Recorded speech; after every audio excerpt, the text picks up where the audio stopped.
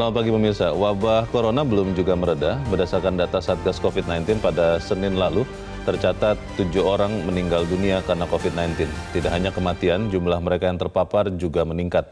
Data Kementerian Kesehatan 1 bulan terakhir ada 27.000 lebih pasien terkonfirmasi positif COVID-19. Pemirsa, inilah editorial Media Indonesia di hari ini Kamis 10 November 2022 dengan tema mengantisipasi lonjakan COVID-19 bersama saya Leonard Samosir. Dan editorial Media Indonesia ini juga dapat Anda simak melalui MG Radio Network di frekuensi 94,7 FM di kawasan Jakarta dan sekitarnya. Para pendengar Anda semua bisa ikut menyatakan pendapat Anda dengan menelepon nomor telepon 021 583 99 100. Dan pemirsa, pagi ini telah hadir di Studio Metro TV anggota Dewan Redaksi Media Group Abdul Kohar. Mas Kohar, selamat pagi. Selamat pagi, Leo. Sehat-sehat, Mas? Sehat, alhamdulillah. Ini pertanyaan yang terus saya tanyakan karena memang beberapa tahun terakhir ketika pandemi COVID-19 ini kesehatan menjadi prioritas kelihatannya ya. Nah, pertanyaannya adalah ketika kita sekarang sudah mulai melihat ada kenaikan lagi atau di dalam editorial disebut lonjakan, apakah kita benar-benar sudah mengerti, sudah aware dengan itu? Tapi sebelum kita bahas itu, Mas Kohar, kita lihat dulu ada beberapa berita pemirsa yang diperhatikan Media Indonesia. Yang pertama ini headline Media Indonesia untuk hari ini terkait dengan penyelenggaraan COP27 ya di Mesir, realisasikan komitmen pendanaan iklim. Nah, ini pertanyaan besar kita ketika misalnya negara-negara berkembang diminta memperhatikan atau memperbaiki kondisi alamnya, kan kita masih harus membangun. Sementara negara-negara maju sudah selesai. Ini bagaimana nih Mas Kohar, apakah kemudian pendanaan iklim ini memang tugas bersama atau seperti apa ya? Ya begini, saling kontribusi, itulah yang namanya kolaborasi. Negara kita punya hutan, negara kita memiliki wilayah yang potensial untuk mengurangi emisi. Sementara negara-negara maju tidak cukup memiliki hutan. Negara maju punya industri yang notabene dianggap sebagai perusak utama bumi. Pembuat perubahan iklim terjadi. Suhu bumi semakin meningkat. Beberapa hutan dirusak oleh apa? Oleh industri, oleh negara-negara maju. Apakah itu melalui industri di negara mereka atau melalui investasi di negara-negara yang memiliki hutan, memiliki wilayah-wilayah yang potensial untuk menjaga emisi karbon. Nah, inilah yang menyebabkan mengapa negara maju harus memiliki komitmen, ditagih komitmennya untuk membayar itu, mendanai proyek pengurangan emisi itu. Tujuannya untuk menyelamatkan bumi, karena yang dirugikan oleh perubahan iklim itu bukan hanya negara yang tidak memiliki hutan atau negara yang memiliki hutan dan sebagainya, tapi semuanya. Seluruh dunia sekarang dilanda menjadi korban. Korea Selatan banjir, Singapura juga banjir, ekstrim ya, Indonesia cuacanya apalagi. Nah, seperti itu. Petani juga bingung ketika harus menanam. Nah, itulah maka implementasi itu didengungkan terus-menerus oleh Indonesia karena komitmen yang ada sampai sejauh ini belum sepenuhnya direalisasikan menjadi implementasi. Lalu itulah yang kemudian didorong lagi apalagi Indonesia menjadi ketua G20. Maka seperti yang disampaikan misalnya oleh Rektor IPB, agar Indonesia mendorong pendanaan pengurangan emisi dari negara maju ini menjadi realisasi yang anggota G20 realisasi yang sebenar-benarnya implementatif begitu. Juga Wakil Presiden dalam pidatonya menyatakan itu. Kita harapkan ya benar-benar bahwa yang dimintakan ini ya benar-benar diberikan juga, karena beberapa kali kalau saya perhatikan Mas Kohar menggunakan kondisi ekonomi yang tidak pasti itu sering dijadikan alasan untuk belum melakukan pendanaan iklim ini. Ya, tapi paling tidak kita sudah menerima 20,9 juta dolar. Itu dia. Pembayaran pertama. Itu ya. Itu gambaran dari komitmen yang baik ya. Kita tinggalkan berita itu, kita ke berita selanjutnya terkait dengan KTT G20. Ini KTT G20 tinggal 5-6 hari lagi ya Mas Kohar ya. 15-16 itu puncak acaranya. Luhut, maksudnya adalah Menko Marves, Luhut Binsar Panjaitan, sebut persiapan di Bali hampir rampung. Di beberapa kesempatan saya baca 99% kata Pak Luhut. Ini kira-kira akan bisa benar-benar berjalan dengan lancar atau seperti apa nih Mas Kohar? Seluruh masyarakat, seluruh publik Indonesia ya harus mensupport ini menjadi sebuah perhelatan yang betul-betul menunjukkan wajah Indonesia di dunia. Apalagi kan sebetulnya ini kan awalnya kan yang diminta kan India. Tadinya India, tapi India ternyata tidak sanggup karena kasus COVID. Indonesia yang pada beberapa waktu lalu sempat dikritik dalam penanganan COVID, ternyata sanggup menyelenggarakan ini, sehingga menerima estafet keketuaan G20 dari Italia, G20 dari Italia, lalu kemudian tidak jadi di India, tuan rumahnya Indonesia, maka tidak ada cara lain ya kita all out, kita harus support. Ini adalah wajah Indonesia dan manfaat dari G20 ini cukup banyak. Ya salah satu diantaranya lapangan kerja. Mampu diserap dalam jumlah yang sangat besar. Nah tentu ini membanggakan, tetapi yang lebih penting daripada itu adalah nanti kontennya, isinya. Nah kita jangan sampai memalukan loh, karena 17 kepala negara konfirmasi hadir. Ada Joe Biden dari Amerika Serikat, ada Inggris, Perdana Menteri baru Inggris. Putin juga ya? Putin kemungkinan kalau situasinya memungkinkan, katanya kan begitu. Ditunggu banyak orang kan ini kan. Putin, Presiden Korea juga hadir. Apapun itu, ini adalah bukti bahwa bangsa kita ini bangsa yang besar ya, Mas Kohar ya, yang bisa menyelenggarakan event internasional besar. Sudah sekian event sebetulnya, tapi kita harapkan KTT G20 ini berjalan dengan baik, supaya kemudian bangsa kita tidak lagi menjadi negara berkembang saja ya. Ya, karena ini kan menguasai 80% perdagangan dunia. Betul. Kan ini kan. Ekonomi dunia dikuasai oleh G20 ini. 20 negara maka yang ini sangat kita strategis. Baik, kita dukung sama-sama. Kita ke berita selanjutnya. Ini masih dalam proses penyelidikan atau penyidikan ya. Kasus gagal ginjal pada anak diduga kejahatan sistemis. Ini saya agak kaget juga membaca informasi ini, Mas Kohar. Apakah memang maksudnya sistemis ini direncanakan begitu, atau sekedar berusaha untuk cari keuntungan lebih dengan menggunakan bahan baku yang ternyata tidak aman, karena itu mungkin lebih murah. Saya tidak terlalu tahu nih kenapa bisa tim pencari fakta menduga kejahatan sistemis nih, Mas? Ya, karena begini, mengapa dikatakan sistemis? Karena kan aturannya sebetulnya sudah jelas, tegas bahwa kandungan etilen glikol itu hanya dimungkinkan pada takaran tertentu. Tetapi faktanya ada banyak perusahaan farmasi, paling tidak ada 5 ya yang sudah diperiksa, disebut, itu ternyata melanggar batas itu. Dan apa akibatnya? Kematian. Maka itu bisa dikatakan sistemis karena apa? Mosok iya pengawasan teledor semua. Apa iya sesuatu yang sudah jelas tertera di dalam aturan tidak boleh, kok bisa sampai dari pusat sampai kemudian sampai wilayah, itu semua beredar. Nah tentu inilah yang barangkali disebut sistemis oleh tim pencari fakta. Sistemis ini berarti bukan hanya produsen bahan baku, bukan hanya produsen obat, tapi juga termasuk Badan POM pengawas. Boleh jadi. Nah temuan itulah yang disebut dengan sistemis itu karena melibatkan banyak hal, banyak institusi, banyak orang. Boleh jadi seperti itu. Tetapi kita tunggu hasil tim pencari fakta. Apa yang disebut dengan sistemis itu seperti apa, modusnya bagaimana, bentuknya sebagaimana, tetapi yang paling pasti adalah keadilan harus tegakkan karena ini menyangkut nyawa banyak orang. Baik, kita harap ini segera ada kepastian supaya kemudian juga jangan sampai orang jadi takut minum obat juga nih. Banyak anak-anak yang membutuhkan obat batuk, jadi agak khawatir juga dengan hal ini. Kita ke editorial. Editorial pada pagi ini di Berita Jok mengantisipasi lonjakan COVID-19. Saya ingat sekian tahun yang lalu, Mas Kohar, kalau disebut lonjakan, bahkan sebelum kita ikut mengulas, itu orang-orang sudah ketakutan duluan. Karena biasanya 2 tahun yang lalu tepatnya mungkin ya, pada saat varian Delta, ketika ada lonjakan itu jumlah orang yang dirawat banyak dan yang meninggal banyak, kita benar-benar ketakutan. Tapi kalau dalam kondisi sekarang, kelihatannya hanya kita nih yang mengatakan bahwa ada lonjakan COVID-19 karena orang-orang umumnya saya lihat tenang-tenang saja. Bagaimana, Mas? Ini kan warning awalnya dari Kementerian Kesehatan. Datanya sangat valid. Dalam kurun 1 bulan terakhir itu ada peningkatan 100% pasien masuk rumah sakit.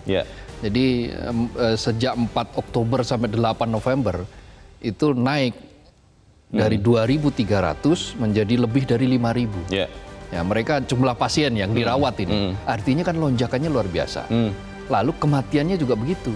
Dari yang tadinya sudah di angka single digit gitu sekarang menjadi double digit lagi. Bahkan puluhan ya?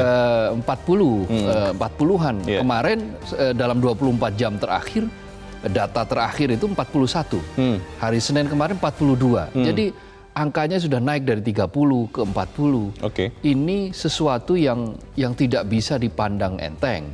Meskipun tentu saja kita juga jangan khawatir berlebihan, tetapi jadi warning karena kita sudah terlampau bebasnya, terlalu berlebihan. Nah itu dia pertanyaannya Mas Kohar, apakah kemudian di situasi yang hampir sebagian besar orang yang kalau saya temui mengatakan oh COVID sudah tidak ada, sudah selesai pandemi, kita sudah aman, lalu kita masih bisa bilang lagi tingkatkan kewaspadaan karena ada lonjakan COVID. Apa orang-orang yang sudah gembira begini mau diajak untuk lebih waspada? Kita akan bahas itu Mas Kohar. Misalnya inilah editorial Media Indonesia untuk hari ini, Kamis 10 November 2022, mengantisipasi lonjakan COVID-19.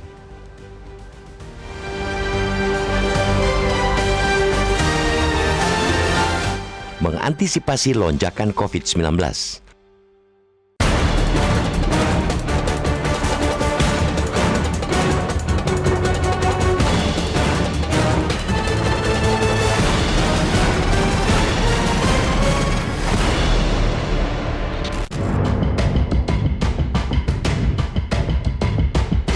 Wabah corona belum juga reda. Berdasarkan data Satgas Penanganan COVID-19, pada Senin 7 November lalu tercatat 42 orang meninggal karena virus tersebut. Jumlah ini hampir 2 kali lipat dari hari sebelumnya. Tidak hanya kematian, jumlah mereka yang terpapar juga meningkat. Data Kemenkes mencatat dari periode 4 Oktober 2022 hingga 8 November 2022 atau dalam sebulan terakhir, sebanyak 27.081 pasien konfirmasi positif COVID-19. Bahkan harus menambahkan perawatan di rumah sakit. Dari jumlah tersebut, hampir separuh atau sebanyak 10.639 pasien memiliki gejala sedang, berat hingga kritis, di mana 74% diantaranya belum mendapatkan vaksin booster COVID-19.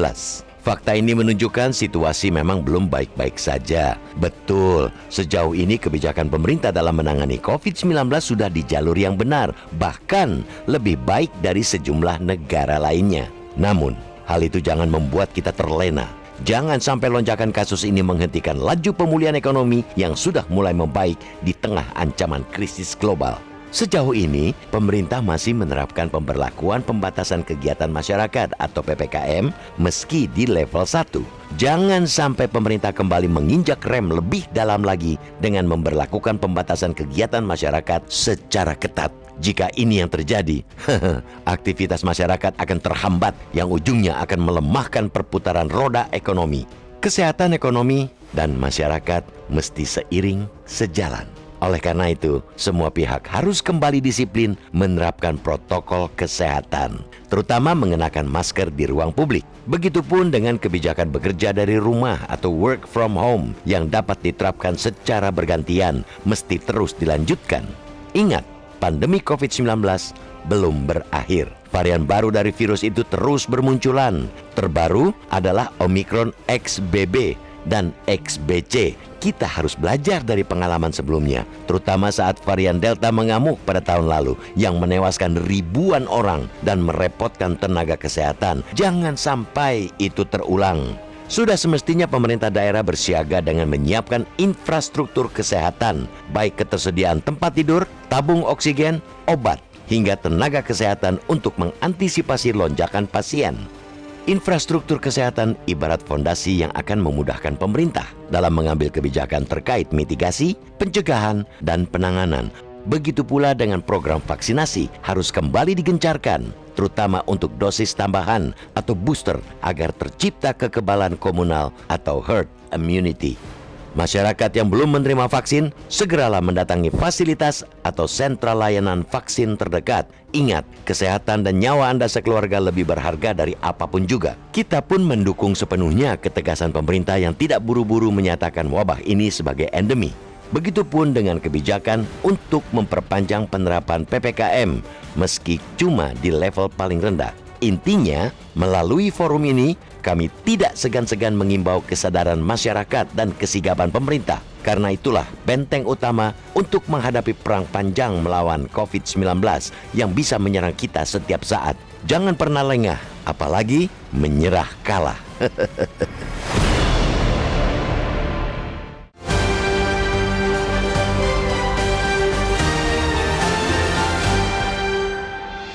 Di bagian berikut Anda bisa ikut menyatakan pendapat Anda terkait dengan editorial pagi ini. Pemirsa, untuk saat ini tetaplah bersama kami.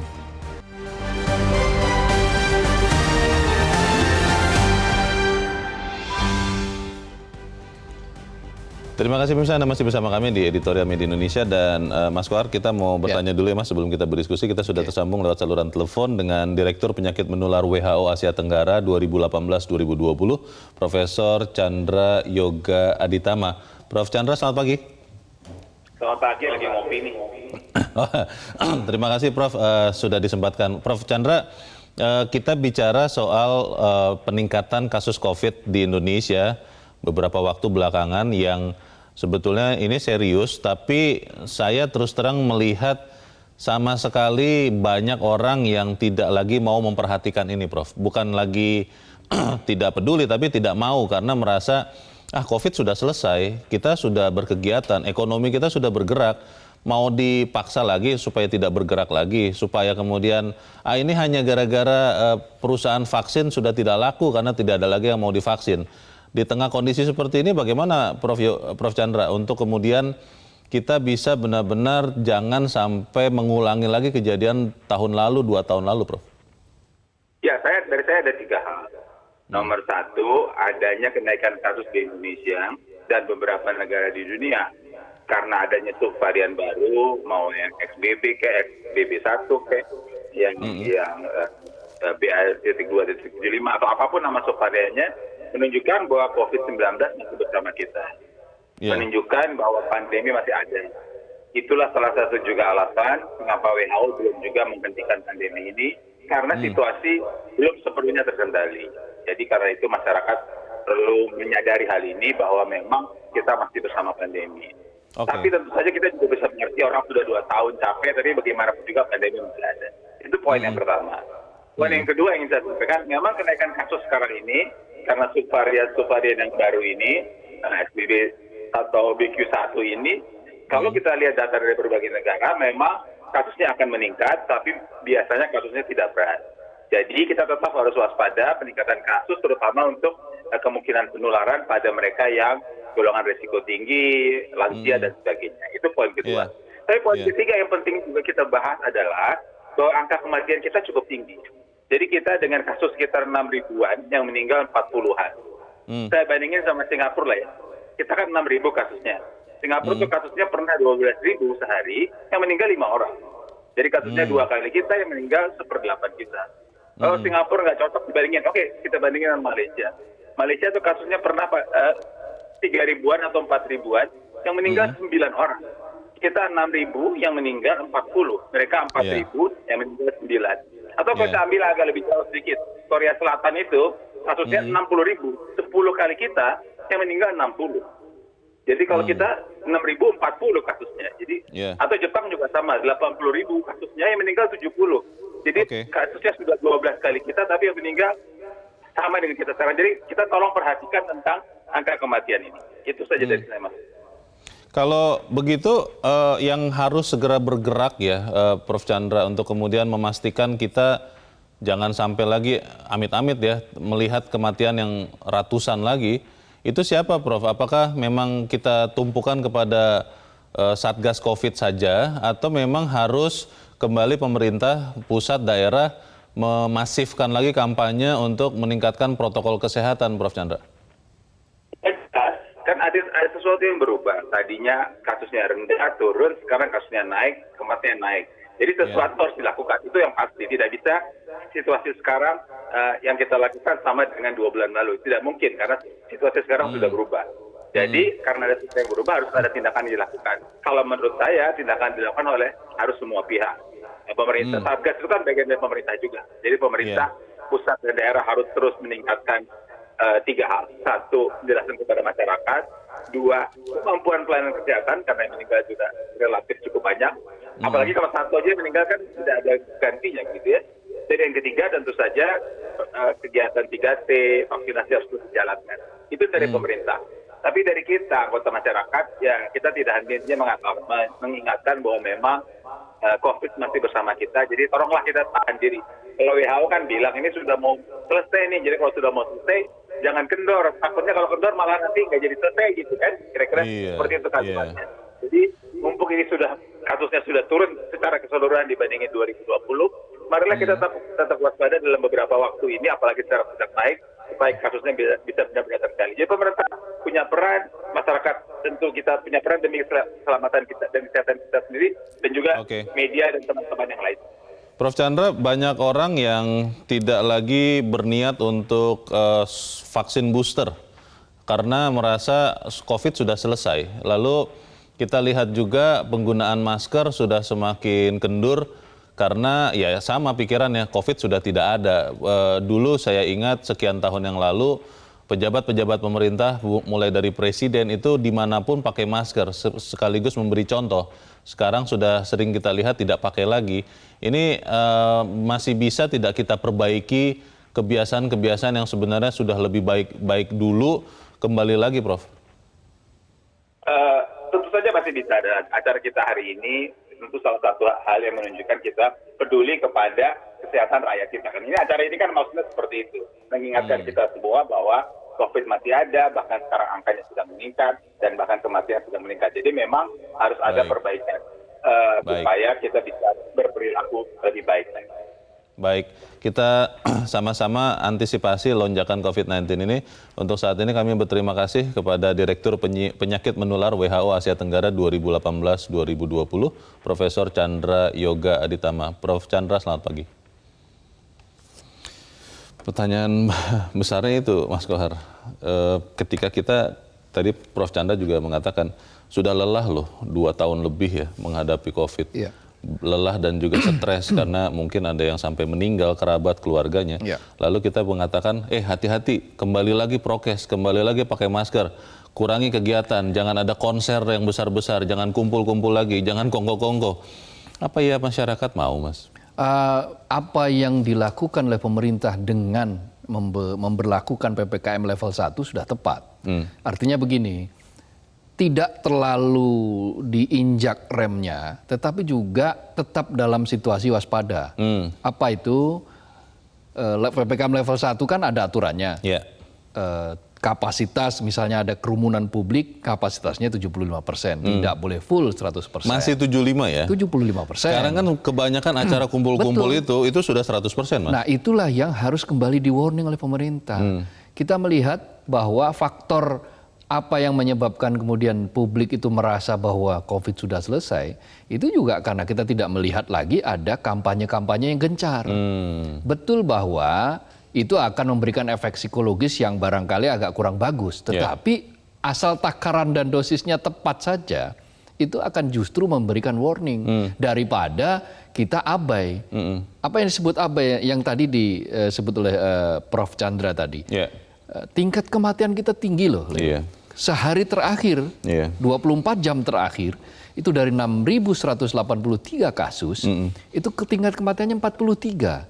Ini kan angka yang sangat besar bila dibandingkan dengan negara-negara lain. Masyarakat Indonesia soalnya, Mas Kohar, kelihatannya tidak terbiasa untuk melihat persentase. Yang dilihat itu angka nominal ketika kematian baru 40, belum 100, belum 400, itu berarti masih aman. Walaupun memang kalau dilihat persentase dibandingkan dengan negara lain yang tadi kita lakukan, itu besar. Nah itu bagaimana, Mas? Nah ini yang harus kembali dijelaskan kepada publik bahwa COVID belum selesai. Jadi ibarat lari ya, kalau kita lomba lari, ini kan menjelang finish. Kata banyak kalangan, termasuk tadi para ahli, termasuk Prof. Chandra. Menjelang finish itu kalau biasanya orang lari itu ya harus digenjot supaya kita menang. Tidak boleh kendur. Tidak boleh kendur justru. Kalau kita kendur potensial kita tuh disalip lawan kita. Sama di lintasan balap MotoGP kan juga begitu. Betul. Di lap terakhir itu biasanya menjelang finish ya akan digas setinggi mungkin karena itu penentuan. Detik-detik penentuan justru bukan malah kita kendor. Nah, yang sangat disayangkan adalah ketika publik menganggap bahwa pandemi telah berakhir, meskipun faktanya belum berakhir. Lalu kemudian muncul kasus baru, nah kita kelabakan lagi kalau seperti itu. Jangan sampai kemudian nanti kasus telah meledak besar, lalu yang terjadi pengetatan lagi.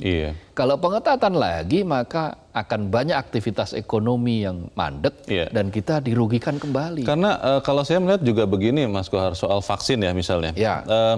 Kita kan ingat betul betapa pada awal-awal pandemi beberapa menteri itu diperintahkan presiden untuk mencari vaksin. Begitu rupa bagaimana caranya. Lalu vaksin dapat. Lalu orang berbondong-bondong juga karena takut waktu itu ya. Pasti takut kena, takut mati begitu. Nah, sekarang kita kan tidak pernah lagi atau hampir jarang mendengar cerita soal vaksin. Iklan-iklan vaksin juga. Iklan vaksin, booster, di mana disuntik masih ada yang vaksin apa tidak, karena juga memang tidak lagi menjadi syarat yang, walaupun masih menjadi syarat ya, tapi sering diabaikan itu, Mas Kohar. Ketika misalnya, coba lihat Peduli Lindungi, sudah jarang sekarang minta lihat Peduli Lindungi. Nah ini bagaimana? Ya, kan memang penyakit utama kita adalah konsistensi kan. Itu yang berkali-kali saya katakan di forum ini. Konsistensi itu bukan perkara mudah. Konsistensi itu membutuhkan perjuangan yang luar biasa. Termasuk di dalam konsistensi kita untuk meyakinkan masyarakat bahwa vaksin itu adalah tameng. Vaksin itu adalah benteng yang ampuh untuk mencegah agar COVID itu masuk ke level yang berat, gitu loh. Jadi kalaupun kita kena, maka kita levelnya level yang ringan, paling banter sedang. Itu yang diharapkan. Dengan cara apa? Dengan cara vaksin. Nah, membuat publik untuk percaya itu, maka ya tidak boleh kendor ketika kita mempromosikan tentang vaksin. Apalagi sekarang ini kita sudah punya vaksin sendiri loh. Vaksin merah putih kan sudah memperoleh izin darurat kan, izin darurat dari Badan POM. Kita juga sudah punya paling tidak 2 jenis vaksin lah ya. Sudah ada belum di lapangannya, Mas? Ini jangan-jangan baru sampai di level laboratorium atau di perusahaan? Enggak, kalau sudah mendapatkan izin edar, itu berarti harusnya sudah diproduksi. Sudah tersebar juga di sekian wilayah Indonesia? Nah, itu yang tidak didengar, tidak kita dengar lah. Banyak masyarakat belum mendengar hal itu. Makanya saya bertanya ke Mas Kohar, memang sudah ada di lapangan begitu? Nah, itu yang sekarang harusnya mestinya digencarkan, pemberitahuan tentang vaksin ini.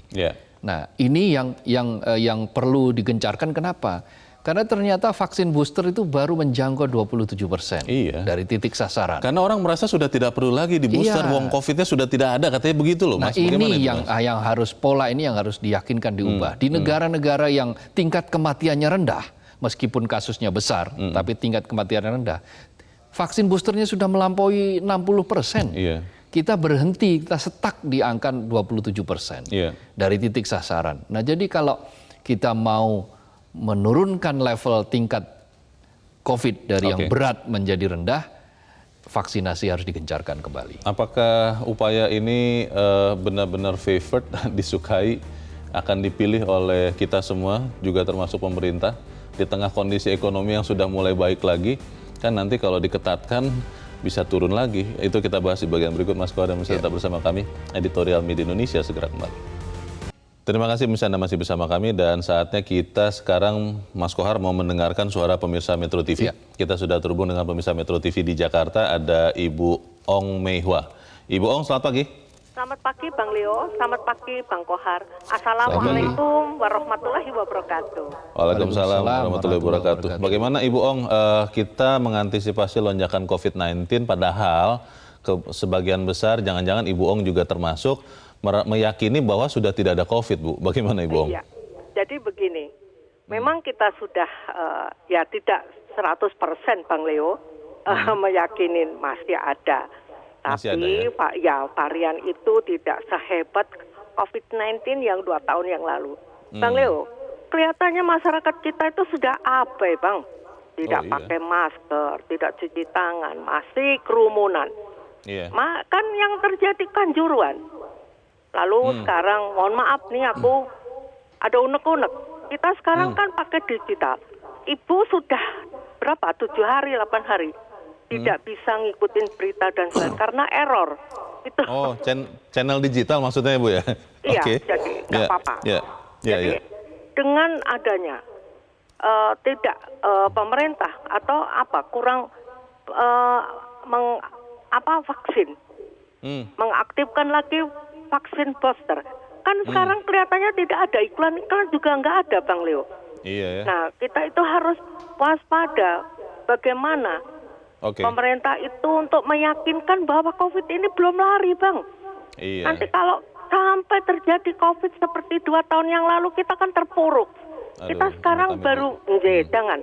Kita kan sekarang ekonomi baru bangkit. Yeah. Berapa hari lagi ada perhelatan yang ada di Bali.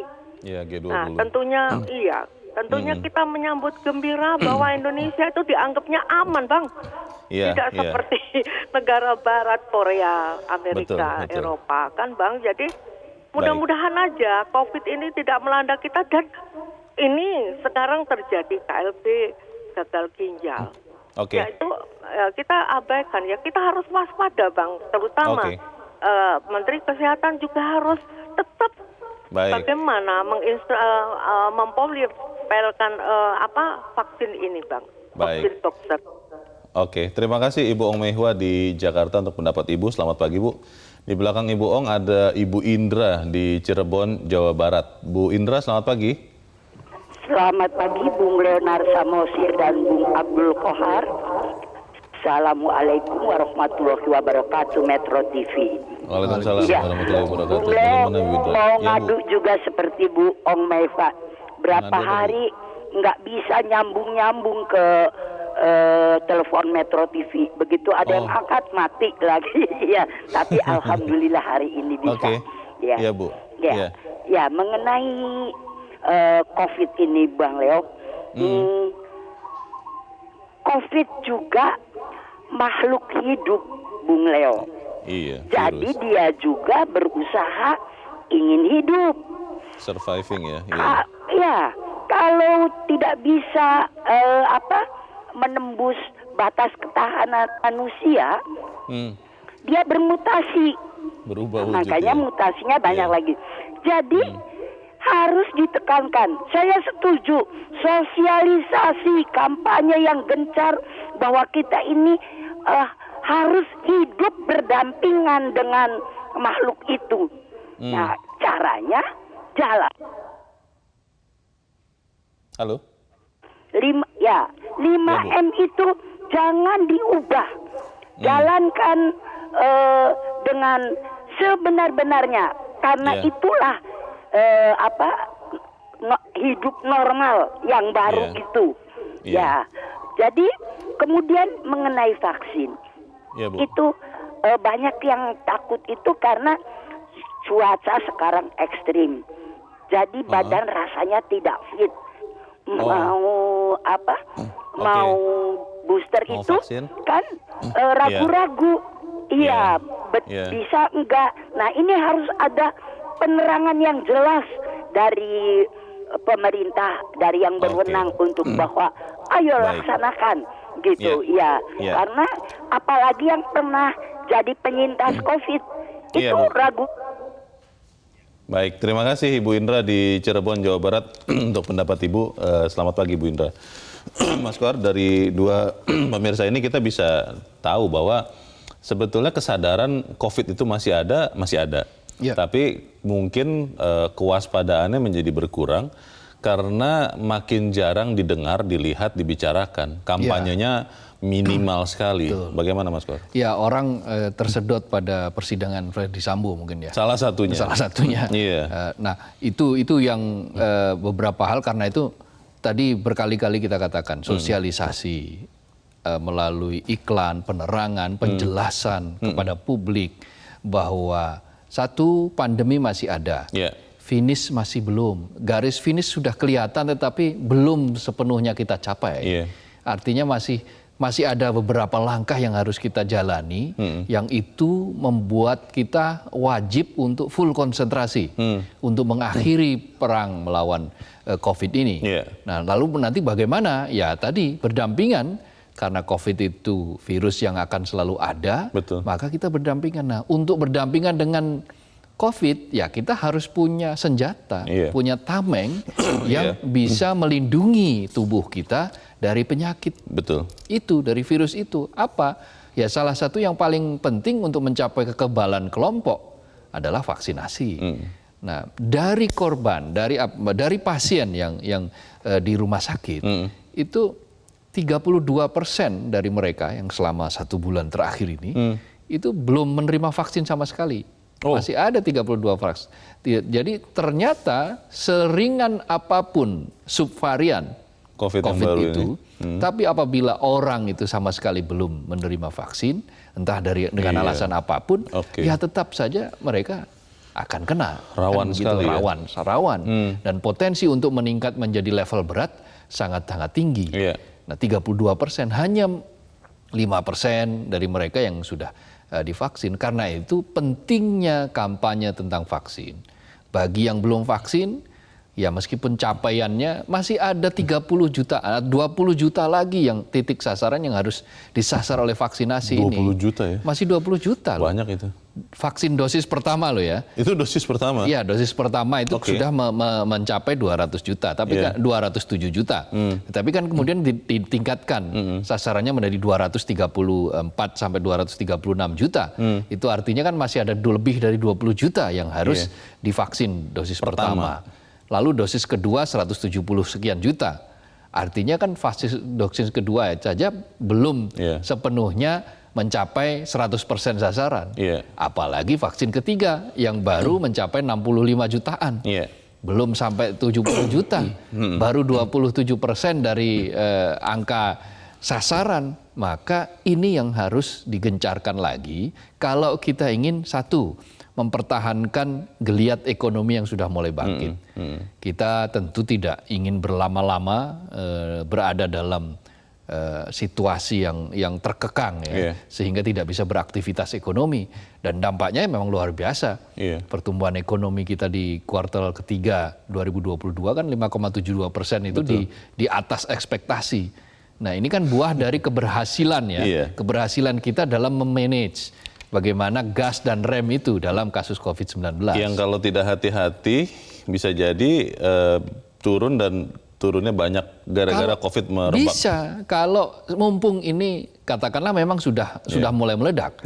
Tetapi kalau tidak digencarkan lagi bagaimana vaksinasi ini, maka kekhawatiran bahwa ini akan menimbulkan ledakan yang besar lagi akan muncul.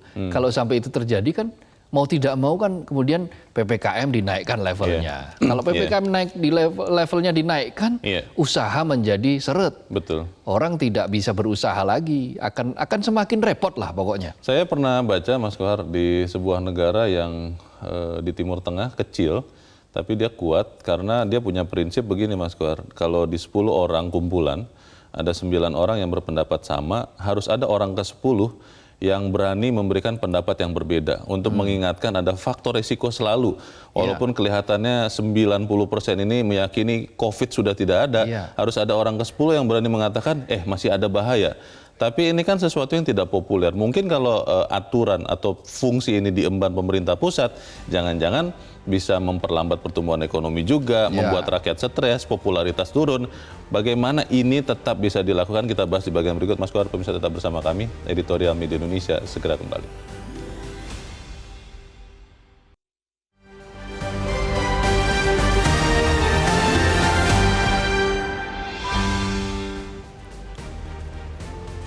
Terima kasih pemirsa, Anda masih bersama kami dan kita ada di bagian akhir diskusi kita pagi ini. Mas Kohar, berpikir untuk sesuatu yang mengingatkan itu pasti tidak populer. Ketika semua orang sekarang sudah semangat, sudah tidak ada COVID, tidak usah pakai masker, tidak usah vaksin, ekonomi sudah tumbuh, ekonomi triwulan ketiga kemarin 5,7%, bagus ini. Terus tiba-tiba datanglah kita, ini yang sedang bicara ini, hati-hati loh, COVID sedang meningkat, itu bisa membuat semuanya jadi berantakan. Kita nanti dimusuhin, Mas. Nah, apakah pemerintah pusat masih mau melaksanakan fungsi itu dan juga pemerintah daerah supaya masyarakat ini aware lagi? Bagaimana? Dalam situasi apapun, Leo, itu harus ada yang menjaga akal sehat. Harus ada yang menjaga kewarasan publik. Ketika ada 9 orang tadi katakanlah misalnya, semua ke utara. Sementara ada 1 orang yang melihat bahwa di utara akan ada badai. Dilihat dari apa? Kan ada trennya. Bukan hanya karena insting, bukan hanya karena wangsit atau apa, bukan. Tetapi ini basisnya basis argumentatif, basis yang bisa dipertanggungjawabkan secara ilmiah. Datanya ada. Ini juga sudah ada. Nah kan sudah terlihat tadi kasus harian, pasien harian dari biasanya 2.300, kemudian tiba-tiba melonjak menjadi 5.000-an lebih. Ini kan angka yang bukan angka kecil. Betul. Nah ini kan tren. Artinya berarti harus ada orang yang siap tidak populer, yang penting menjaga akal sehat, yang penting menjaga agar negeri ini selamat, kan begitu. Nah, penting mengapa? Jadi begini, daripada kita kehilangan banyak karena ekonomi harus berhenti, karena kemudian pengetatan diberlakukan di mana-mana, akan lebih baik apabila kita belanja untuk mensosialisasikan kepada masyarakat tentang bahaya itu. Tentang bahwa bahaya masih ada, dan karena itu ikuti saran kami dengan vaksinasi misalnya, digencarkan lagi. Itu spending itu tidak akan ada apa-apanya bila dibanding dengan keuntungan yang didapat untuk jangka waktu pendek, jangka waktu menengah, bahkan jangka panjang bagi kesehatan ekonomi kita, kekuatan ekonomi kita. Semua sudah memuji kok tingkat keberhasilan kita di dalam menangani COVID-19. Apa keberhasilan kita? Itu adalah bisa menyerasikan antara gas dan rem. Kapan waktunya ngegas, kapan waktunya sedikit ngerem. Itu benar. Pemerintah kekeh untuk tidak memberlakukan lockdown. Apa jadinya kalau sempat terjadi lockdown, mungkin ekonomi kita akan lebih berada di titik yang nadir sekali, dan kita akan agak kerepotan untuk bangkit. Tetapi faktanya dengan kombinasi gas dan rem itu kita bisa selamat dalam situasi yang penuh dengan ketidakpastian. Kesadaran untuk tetap menjaga protokol kesehatan, menjaga kewaspadaan terhadap COVID ini kan harus disuarakan setiap hari, Mas Kohar. Tapi kalau sekarang misalnya kita lihat televisi, kita buka koran, kita dengar radio, kita lihat .com internet, itu hampir tidak ada pemberitaan terkait dengan kasus COVID yang sedang melonjak. Kan akhirnya masyarakat ya merasa, oh tidak ada masalah kok. Itu bagaimana, Mas? Ya, akhir-akhir ini kan beruntung kita ada warning ya. Ada warning dari tim Satgas, ada warning dari Menteri Kesehatan tentang lonjakan yang terjadi di bulan Oktober dan November. Awalnya memperkenalkan tentang subvarian baru.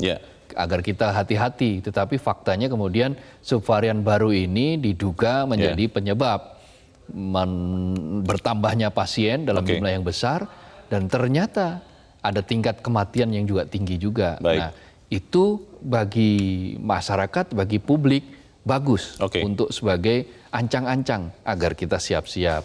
Bagi pengelola rumah sakit akan lebih tahu mempersiapkan bagaimana hal yang akan terjadi. Jadi intinya adalah konsistenlah bagi kita untuk melihat bahwa pandemi belum berakhir, garis finish masih belum kita injak sama sekali. Baik, kita sama-sama antisipasi lonjakan COVID-19 ini. Mas Abdul Kohar, terima kasih sudah di tempat ini, Mas. Selamat pagi. Selamat pagi, Leo. Pemirsa, kita mendukung ketegasan pemerintah yang tidak buru-buru menyatakan COVID-19 sebagai endemi. Begitu pula dengan kebijakan memperpanjang PPKM meski hanya di level paling rendah. Masyarakat yang belum menerima vaksin segera datang sentra layanan vaksin terdekat. Ingat, kesehatan dan nyawa Anda sekeluarga lebih berharga dari apapun juga. Saya Leonard Samosir berterima kasih Anda sudah menyimak editorial Media Indonesia untuk pagi ini. Terus jaga kesehatan Anda. Selamat pagi, sampai jumpa.